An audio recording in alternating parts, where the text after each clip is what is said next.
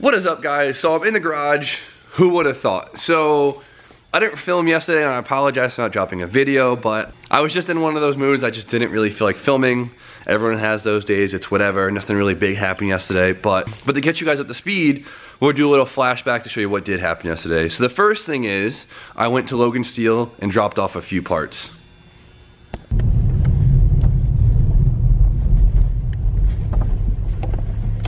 Found Tombone out here. What's up, buddy? What's up? So we're going down to the powder coating booth. We're about to drop off the parts. Maybe pick up some more parts. Oh shoot, that was fast. Well, Steffi just drove right in. That's good. You're good right there. Oh, Steffi's messy car. Stop. Oh.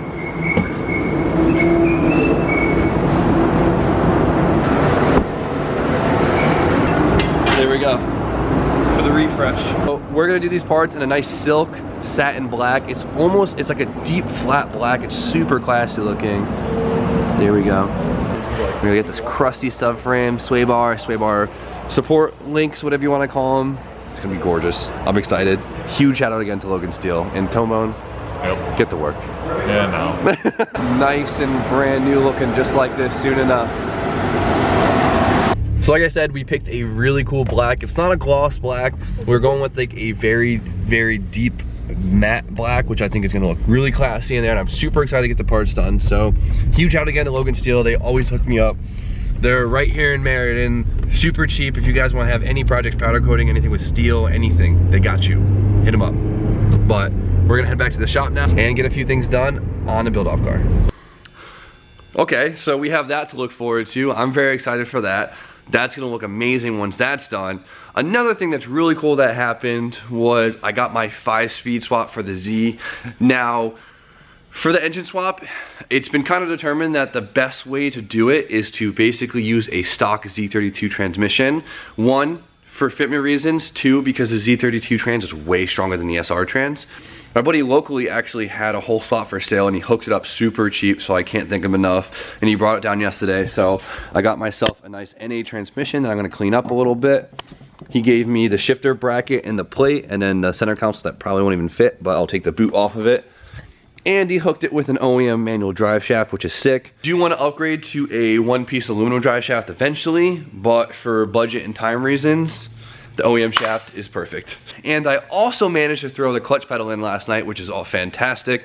Now, I kind of hate myself a little bit, but I also don't really care. So this plate right here, with the seam seal around it, I guess if you take the seam seal off and draw out like 2 spot welds, a plate comes off and there's already holes in the firewall for the clutch pedal. But instead I drilled them out and it's perfectly fine. I just have this ring now, but it looks great to me. I managed to snake the clutch pedal in last night. It was kind of a pain in the ass, but it also wasn't too bad. And as you can see, I have a big boy pedal on the left. Finally, it's kind of weird to see in this thing, and I actually had to cut my brake pedal quite a bit to make it fit. So on automatics, the brake pedal is actually that wide. My buddy actually gave me a brake pedal for a manual.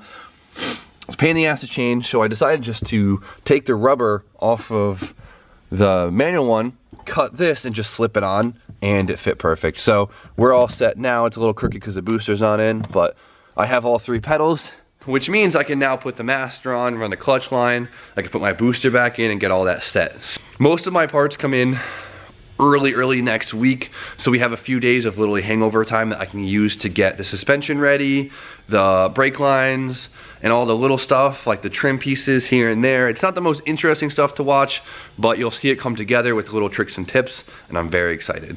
Bear with me, we'll try and get out of the garage this week. I know you guys get a little antsy when I'm in the garage every day because it gets repetitive, but I'm sorry, we will do something fun this week. But in the meantime, I still want to grind on this. I'm not complaining at all because I'm really happy with my choice, but since this is an engine swap, it's gonna take me a little bit longer to get the engine in there and running because it is a lot more work to get an SR to work in a Z than it is for a 240, because his car already came SR'd, so it's gonna drop in, plug in, and it's gonna run very easily. Since I have more work, I need to stay ahead of him so we can end at the same time. So I'm not trying to, you know, race and feel the need to get ahead of him. I just need that little head start to get caught up to the engine swap, if that makes sense to you guys. So, but continuing on, sorry for rambling, let's get caught up for today. So First thing is I wrinkle blacked the booster because I wrinkle black every freaking booster. I don't know why. I love the paint. It's a little corny looking, but it was all rusted, so I prepped and sprayed it. Throw the booster in, and we're also gonna throw the clutch master in and get that all set. So before I throw the booster in, I messed up a little bit and I accidentally primered the cover around the steering shaft. As you can see right here, it's all gray and nasty. So I taped it up and I'm actually gonna brush some black paint on it. All right. Might as well call me Picasso.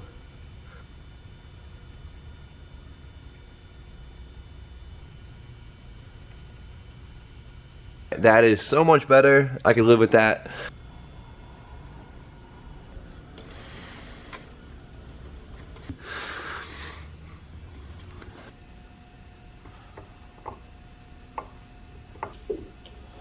Be super careful with this one just because there is some brake fluid still dripping, and brake fluid will really eat your paint, especially freshly sprayed paint like this. So I taped it up, I had a rag, I was very cautious. I think we're all set, but that is all hooked up now. All right, we're jumping ahead a little bit. So I want to get my rain tray on, make the bay look complete, and it's pretty gross. The paint's really faded, there's a lot of pitting on it. So about 30 minutes of my time and just sat here and Scotch Brighted all the impurities out, give it a nice surface for the paint to stick to.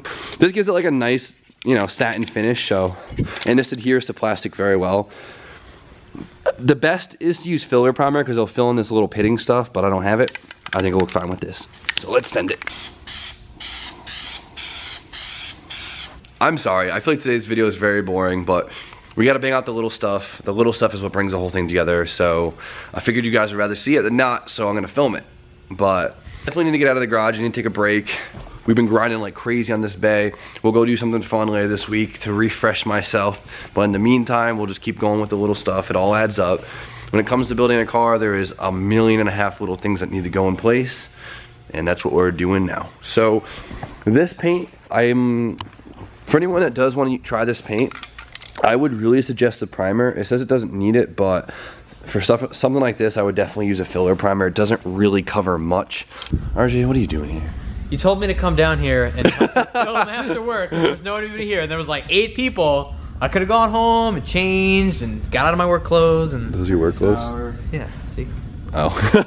Hey DJ. What up, Jimmy? How are you? Good. How are you? All right. Well, I quickly put on the rain tray. Quickly. Very quickly. I've been here for 1 hour and 20 minutes. You just finished putting it on. Okay. Well, I had to glue the trim back on it. I had to find push tabs, and it came out great. It looks fantastic, doesn't it, RJ? It does look very good. Thank you. So that looks beautiful. Now I have to do the wipers, and these things are butt, so I have to sand the crap out of them, and we're gonna paint them. Sound like a plan? Why don't you just buy new ones? Boy, it looks like some dude in Japan took nail polish to this thing and just splotched it all over. Definitely time for an upgrade. More exciting things. We're doing more painting of small pieces. So we're doing them very professionally. Sand them smooth, primer them, sand the primer smooth, then hit it with paint. DJ is preheating the part because it's 35 degrees in here. Thank you, DJ. One step. Bless it.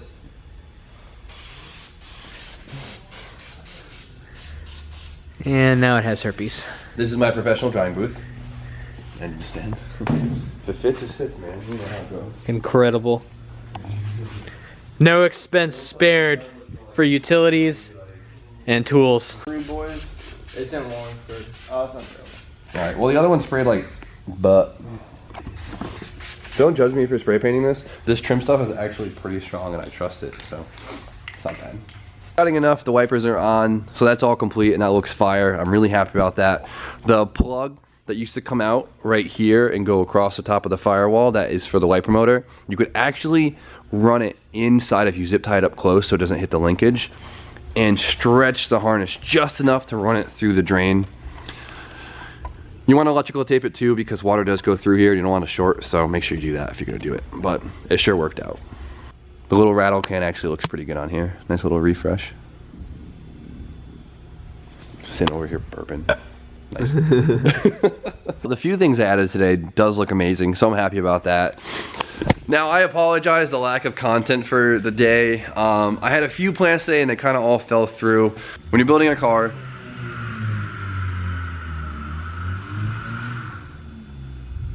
think someone's outside doing a burnout. But when you're building a car, you need a lot of parts, and there's a lot of parts dependent on other parts. And when you don't order them in time, you don't have them, you kind of screw yourself, and that's my predicament right now. So, but I figured you guys would like a video on the small stuff other than nothing at all. I always feel guilty releasing a boring video. I'm sorry guys, I always complain, or whatever. But hoping to get the subframe and sway bar back from Logan tomorrow, which means we can really throw this together.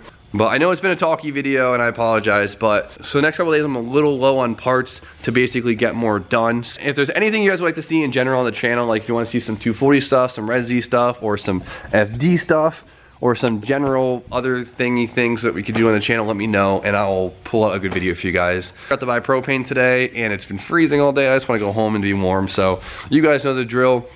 Like, comment, subscribe. Stay tuned for more content because things will pick up soon again, I swear. And I will see you guys very shortly.